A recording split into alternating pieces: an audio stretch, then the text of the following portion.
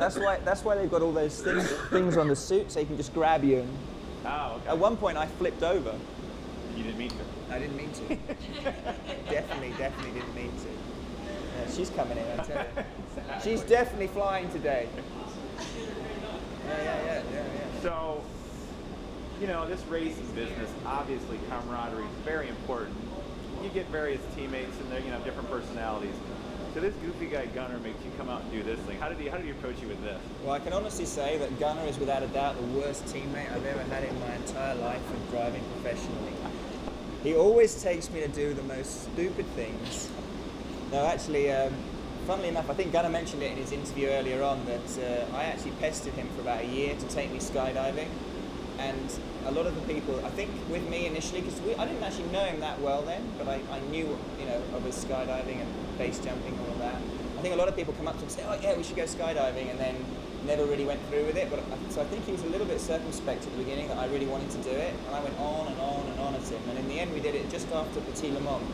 And it was like the perfect weekend for me because we just finished second overall in the Zytec. I had a fantastic race.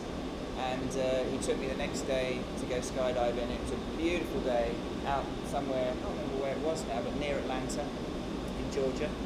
And it was a beautiful day, and I literally just jumped in a t-shirt and my jeans with this really cool guy, and we're up there and we're about to get out the plane and saying, what's the worst thing you can hear just as you're leaving the plane? And they're like clicking their buckles, you know, on the, and it was just, I really related to it because the sort of thing as a race instructor, you have fun and sort of really build up a rapport with the pupils that are coming in. So I really enjoyed it. It wasn't anything like as scary as I thought it was going to be. In fact, it didn't really give me as much of a buzz as I hoped. I probably got less of a buzz out of it than, say, when I'm just about to go out for qualifying, where I know I'm really going to hang it out on the edge and there's a high risk I'm going to crash. Because I felt I was completely in control, because I did it in a tandem, obviously. So I really just felt I trusted the guy. Gunner was there, it was like 5 people. So I just had the best time ever. And then he told me about the wind tunnel. Obviously, you guys were asking him about lifestyle things. So he came up with the wind tunnel, obviously, because as you'll see, he's bloody good at it, right? And then he came up, I tell you what, let's bring Johnny in, who's never done it before, you know, to do it. And I really wanted to do it and have a go at it. And I just had my first ever little practice for like 3 or 4 minutes, and it's difficult, I have to say.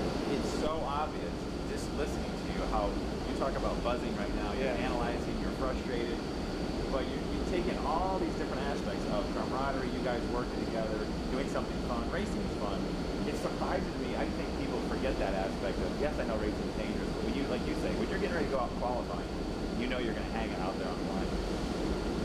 What does this give you? What kind of a skydiving, like you said, I've heard from other people say you don't feel like you're falling. It's just kind of you don't get that free fall feel. What is this like?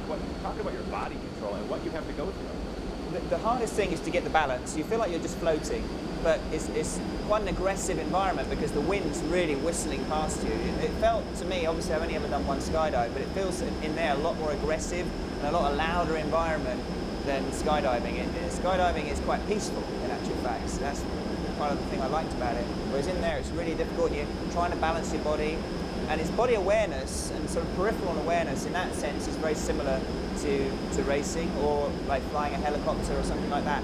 That's quite similar. The frustration side of it is just because I hate being bad at something. So that's just me being frustrated. I've never been good at being bad at something. But obviously, from the racing side, you're talking about the camaraderie and the enjoyment. I think everyone got into motorsport, whether you're a mechanic, whether you're a driver, whether you're a team owner, because initially, at any rate, you really loved the sport and you enjoyed the sport. And as it becomes more professional and it becomes your living, a lot of that enjoyment goes out the window because ultimately you're under a lot of pressure to perform. And if you don't perform, you know, you can get fired, or, you know, if you have an accident, which can happen to anyone and does occasionally happen, it's just law of averages, then obviously you're in a bad situation with the team. And so really the whole thing there is this sense of pressure that you just get used to dealing with, which takes, in my mind anyway, a lot of the actual fun away from it. If you went out there and just drove for the sheer fun of it, then it wouldn't matter so much.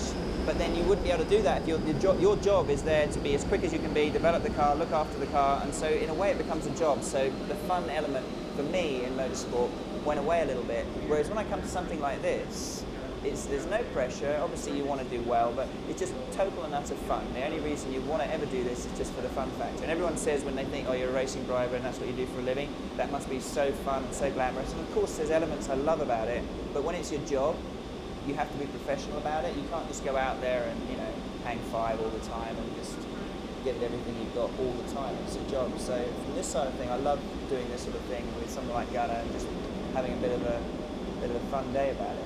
Talk about the feeling in there. You said it's an aggressive.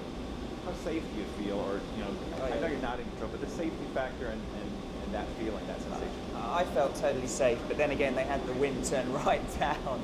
It goes up to 170 miles an hour. Dusty was telling me, the instructor, but I think I had it at about 80 or 90 miles an hour. So I felt totally safe. At one point, I flipped over, which was completely accidental, and I kept on banging into the walls because it's very difficult to actually stay off the actual side walls here. But I mean, in terms of danger, there is none. You know, the worst that can happen is from what I'm doing, and also he's in there as well, balancing you and grabbing you and everything. Obviously, if you start doing what they're doing, where you're really throwing yourself around at like 130, 140 mile an hour, you can really clatter into the wall and really, you know, sort of give yourself a bit of a knock on the head. But there's no real danger. How addictive is this? I think it's anything where the element of competition is involved. I'm my own worst enemy, and I always drive myself forward in terms of competition. So this could become very addictive. And it's like when I did my first jump, I literally landed, and I wanted to go back up and do another one. And I think in that sense, it can be very addictive. You only have to talk to someone like Gunnar or any of these guys that do jumping. I mean, base jumping, for example, everyone starts free falling, and then they're like, well, you know, what else can we do? Okay, I'll tell you what we're going to do. Let's go and run and jump off a cliff. That would be the next step. And in actual fact, I've talked to Gunnar about that, and hopefully this won't go out in England, otherwise my wife will kill me. But I've talked to Gunnar, and he says there is theoretically a safe base jump that we can do, so before the year is out, I'm going to do a base jump with Gunnar. You heard it here first. You realize he's a lunatic. Gunnar is a lunatic, yeah, there is that element, but he's the most, it's like anything though, when there's any risk involved, you calculate the risk, don't you? I mean, motorsport could be perceived as being risky, but if you calculate the risk and do the best job you can, so that the moment that you jump off the cliff or do whatever you're doing, you feel prepared, then obviously that risk is being minimized. So it's like anything, if you don't risk a little bit, then what's the point of, you know, living? So go fly. Yeah, thanks. Well, flying being the operative word. Yeah, we'll see how it works out.